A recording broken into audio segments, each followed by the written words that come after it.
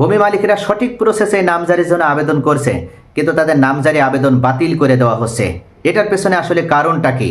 কারণ কি যে এসিল্যান্ড সাহেবের কাছে আবেদন করা হচ্ছে তিনি আসলে উদ্দেশ্যপ্রণোদিতভাবে এই নামজারি আবেদন বাতিল করে দিচ্ছে, নাকি আপনার আবেদনের ভিতরে কোনো ভুল আছে, আপনি যে প্রসেস মেনটেন করছেন সেখানে কোনো ভুল আছে? আজকের ভিডিওতে এই সম্পর্কে বিস্তারিতভাবে আলোচনা করব। সাধারণত নামজারির জন্য বাংলাদেশ সরকার কিন্তু একের পর এক উদ্বুদ্ধ করছে, বিভিন্নভাবে তারা ভূমি মালিকদেরকে এই বিষয়ে সচেতন হওয়ার জন্য বারবার নির্দেশনা প্রদান করছে। এমনকি নামজারি যেন সহজভাবে করে নেওয়া যায় এজন্য সরকারের পক্ষ থেকে বিভিন্ন সময় বিভিন্নভাবে আইনটিকে সংশোধন করা হচ্ছে। এমনকি ভূমি অফিসগুলোতে দায়িত্ব পালন করা কর্মকর্তাদেরকে বারবার নির্দেশনা দেওয়া হচ্ছে, তাদের বিরুদ্ধে ঝটিকা অভিযান পরিচালনা করা হচ্ছে, তারা যেন দুর্নীতি করে নামজারি সংক্রান্ত যে জটিলতা এটাকে যেন তারা আরও প্রশমিত করতে পারে, অর্থাৎ এক কথায় নামজারির জটিলতা সংকট দূর করে দিতে পারে। এজন্য সরকার বারবার কিন্তু ঝটিকা অভিযানও পরিচালনা করেছে। আমরা দেখেছি বর্তমান সরকার ক্ষমতায় আসার পর মাননীয় ভূমিমন্ত্রী জনাব মিজানুর রহমান মিনুর পক্ষ থেকে বিভিন্ন সময়ে বিভিন্ন ভূমি অফিসগুলোতে ঝটিকা অভিযান চালানো হচ্ছে দুর্নীতিবাজ কর্মকর্তাদের হাতে নাতে ধরার জন্য। এছাড়া ভূমি সচিব মহোদয় থেকে শুরু করে ভূমি রেকর্ড এবং জরিপ অধিদপ্তরের মাননীয় স্যার জনাব মনিরুজ্জামান, তারা প্রত্যেকেই কিন্তু এই বিষয়ে সোচ্চার ভূমিকা পালন করছে।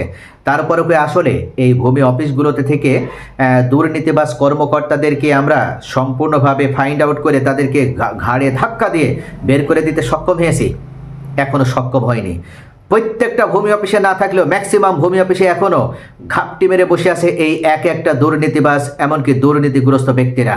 অর্থাৎ এদের সাথে কোনোভাবেই আপনি যতই স্বচ্ছতা নিয়ে আসার চেষ্টা করেন, ভূমিমন্ত্রী যতই নামজারিটাকে যতটা সহজে করে দেওয়ার ব্যবস্থা করার পদক্ষেপ গ্রহণ করুক না কেন, কোনোভাবেই যেন তিনি সফল হতে পারছেন না। এখানে অবশ্য শুধুমাত্র এই ভূমি মন্ত্রণালয়ের দায়িত্ব এই ভূমি অফিসের দায়িত্বশীল কর্মকর্তারা যে দায়ী তা কিন্তু নয়, সব থেকে বেশি দায়ী 90% দায়ী এই ভূমি মালিকেরাই। অর্থাৎ যারা নামজারির জন্য আবেদন করছে তাদের ভুলের কারণেই এরা মূলত বেপরোয়া হওয়ার সুযোগ পাচ্ছে। এরা আপনার পকেট থেকে বাড়তি টাকা কেটে তাদের পকেটে ঢোকানোর দ্বারা ব্যবস্থা গ্রহণ করতে পারছে, এমনকি আপনাকে ফাঁকি দিয়ে বঞ্চিত করে আপনার কাছ থেকে বাড়তি টাকা হাতিয়ে নেওয়ার সুযোগ তৈরি করছে। এমনও দেখা যাচ্ছে যে আপনি নামজারির জন্য আবেদন করেছেন, নামজারির জন্য পদক্ষেপ গ্রহণ করেছেন, কিন্তু আপনার সকল ডকুমেন্টস সঠিকভাবে থাকার পরও, সকল প্রসেস আপনি লিগালি মেনটেন করার পরও আপনার নামজারি আবেদন রিজেক্ট করে দেওয়া হচ্ছে। কেন এমনটি করা হচ্ছে? চলুন আমরা পর্যায়ক্রমে ধাপে ধাপে সেটা জানার চেষ্টা করি। 1 নম্বরে আমরা যদি দেখি তাহলে আমাদের ভূমি মালিকদের অসচেতনতাই মূলত এর জন্য দায়ী। আমাদের দেশের ভূমি মালিকেরা শিক্ষিত হতে পারে, অর্থাৎ তাদের ভিতরে অক্ষর জ্ঞান থাকলেও মূলত এই দিক থেকে ভূমি সাইডি বা আপনার ল্যান্ড রিলেটেড যে বিষয়টা এই সম্পর্কে তাদের একেবারে জ্ঞান কম। অনেকে আছে জায়গা জমি সম্পর্কিত বিষয়ে তো কোনো ধরনের ধারণা বা জ্ঞান তারা অর্জন করতেই চায় না। তারা মনে করে কি যে যখন আমাদের প্রয়োজন হবে একদিন আমরা কোনো আমিন বা সার্ভেয়ার ডেকে নিয়ে আসবো, আমাদের ক্রয়কৃত জমি মেপে নেব, বাউন্ডারি সীমানা ঠিক করে নেব, এই তো হয়ে গেল, কাজ শেষ। আজ যদি আমাদের নামজারি করার প্রয়োজন হয় আমরা কোনো মোহরির কাছে বা কোনো অ্যাডভোকেটের কাছে টাকা দিয়ে দেবো, বা এলাকাতে যারা কাজ করে তাদেরকে টাকা দেবো, তারা নামজারি করে এনে দেবে। কিন্তু এভাবে কি আপনার দায়িত্ব শেষ হয়ে গেল? আপনি একজন সচেতন ভূমি মালিক হিসেবে আপনার কি এতটুকু দায়িত্ব? আপনার একটু ভুলের কারণে আপনার অর্থ ব্যয় করে, আপনি আপনার পরিশ্রমলব্ধ টাকা ব্যয় করে, আপনার ঘামের মাধ্যমে যে টাকা অর্জন করেছেন সেই সৎ হালালের পয়সা আপনার কিন্তু পানিতে পড়ে যেতে পারে। কিভাবে জানেন? কারণ আপনি যখন জমি ক্রয় করছেন, যখন দলিল তৈরি করছেন, তখনও তো ভুল হয়ে যেতে পারে। আপনি যে মোহরিকে বিশ্বাস করে দলিল তৈরির দায়িত্ব প্রদান করেছেন সেখানে তো আপনার ভুল হয়ে যেতে পারে। আর এই অসচেতনতার কারণেই কিন্তু একজন ভূমি মালিক দেখা যাচ্ছে এখনও তাদের এই যে নামজারি আবেদন রিজেক্ট হচ্ছে, তার 90% নামজারি আবেদন রিজেক্ট হচ্ছে শুধুমাত্র ভূমি মালিকদের অসচেতনতার কারণে।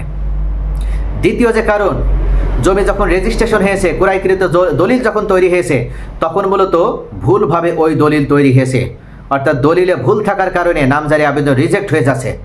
আপনি সকল প্রসেস সঠিকভাবে মেনটেন করছেন, আপনি আবেদন করছেন সঠিকভাবে, আপনি অনলাইনে আবেদন করছেন, কোনো কম্পিউটার থেকে আবেদন করছেন, কিন্তু দেখা যাচ্ছে যে আপনার আবেদন বাতিল হয়ে যাচ্ছে। আপনি যখন শুনানিতে যাচ্ছেন তখন আপনার নামজারি আবেদন খারিজ করে দেওয়া হচ্ছে, কারণ ওই একটাই, আপনার দলিলে ভুল আছে। কি ভুল আছে?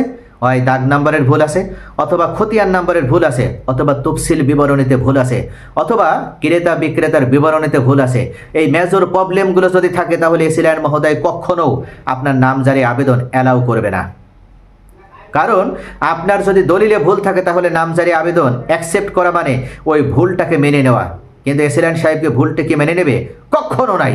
পূর্বে যে ব্যক্তি ওই জমির মালিক, যার নামে রেকর্ড আছে, তার নামে তিনি বরাদ্দ রাখবেন এবং আপনার এই দলিল যতক্ষণ পর্যন্ত আপনি সঠিকভাবে সংশোধন করে না নিয়ে আসবেন ততক্ষণ পর্যন্ত আপনার নামজারি আবেদন অ্যাকসেপ্ট করা হবে না। এক্ষেত্রে সব থেকে বড় সমস্যা যেটা হয় সেটা হচ্ছে অনেক সময় দেখা যায় যে আপনি যে খতিয়ান দেখে জমি ক্রয় করেছেন সেই খতিয়ানের যে নাম্বারটি, সেই নাম্বারটি বসানো হয়তো মোহরি মহোদয় ভুল করে ফেলেছে। অথবা এমনও হয় যে আপনি যে দাগটা ক্রয় করার উদ্দেশ্যে আপনি কিনেছেন সেই দাগের পরিবর্তে অন্য দাগ সেখানে উঠে এসেছে। এমনকি বিক্রেতা, যিনি বিক্রেতা, সেই বিক্রেতার তথ্যের ভুল আছে অথবা ক্রেতা হিসেবে আপনার তথ্য আইডি কার্ডের সাথে মিল নেই, আপনার ভোটার আইডি কার্ডের সাথে অমিলে হয়ে গেছে, সেখানে ভুল আছে। আবার আপনি হয়তো যে ব্যক্তি থেকে জমি ক্রয় করেছেন সেই ব্যক্তি উত্তরাধিকার সূত্রে যতটুকু সম্পত্তির মালিক সেই পরিমাণ নাই, তার থেকে বেশি পরিমাণ সম্পত্তি হয়তো তিনি বিক্রি করেছেন, অংশ বেশি হয়ে গেছে। তাহলে ছিলেন মহোদয় কিন্তু আপনার যে 40% জমি আপনি ক্রয় করেছেন সেই 40% জমি আপনার নামজারি করে দিবে না। অর্থাৎ দ্বিতীয় এই বিষয়টি অত্যন্ত গুরুত্বপূর্ণ। তৃতীয় যে কারণে মূলত নামজারি আবেদন রিজেক্ট করে দিয়েছে ছিলেন মহোদয় সেটা হচ্ছে আপনি প্রয়োজনীয় ডকুমেন্টস হয়তো সঠিক সময়ে সঠিকভাবে উপস্থাপন করতে পারছেন না। একটা নামজারির জন্য জাস্ট 5টা কাগজ হলে কিন্তু যথেষ্ট। যদি কোনো এসিল্যান্ড মহোদয় আপনার কাছে শুনানির সময় কাগজগুলো দেখতে চায় তাহলে আপনাকে অবশ্যই এই কাগজগুলো সঠিক সময়ে সঠিক দিনে উপস্থাপন করে দেখাতে হবে। এসিল্যান্ড সাহেবের তো একটা গুরুত্বপূর্ণ দায়িত্ব এটা, তিনি তো কোনোভাবে তার দায়িত্ব অবহেলা করতে পারেন না। তিনি যাচাই করে দেখেন যে আপনি যে দলিল নামজারির জন্য আবেদন করেছেন সেখানে যে খতিয়ানের কথা উল্লেখ করেছেন সেই খতিয়ানের সাথে দলিলের তথ্যের মিল আছে কিনা। আপনি যার থেকে জমি ক্রয় করেছেন সেই বায়া দলিলটাও তিনি অনেক সময় যাচাই করে দেখে। সর্বশেষ খতিয়ানের জমির মালিককে, সর্বশেষ খতিয়ানটার প্রয়োজন হয়। এমনকি আপনি যদি উত্তরাধিকার সূত্রে মালিকের যদি নামজারির জন্য আবেদন করেন তাহলে যার পক্ষ থেকে আপনি উত্তরাধিকার হয়েছেন তার মালিকানার ডকুমেন্টসগুলো তো আপনাকে উপস্থাপন করতে হবে।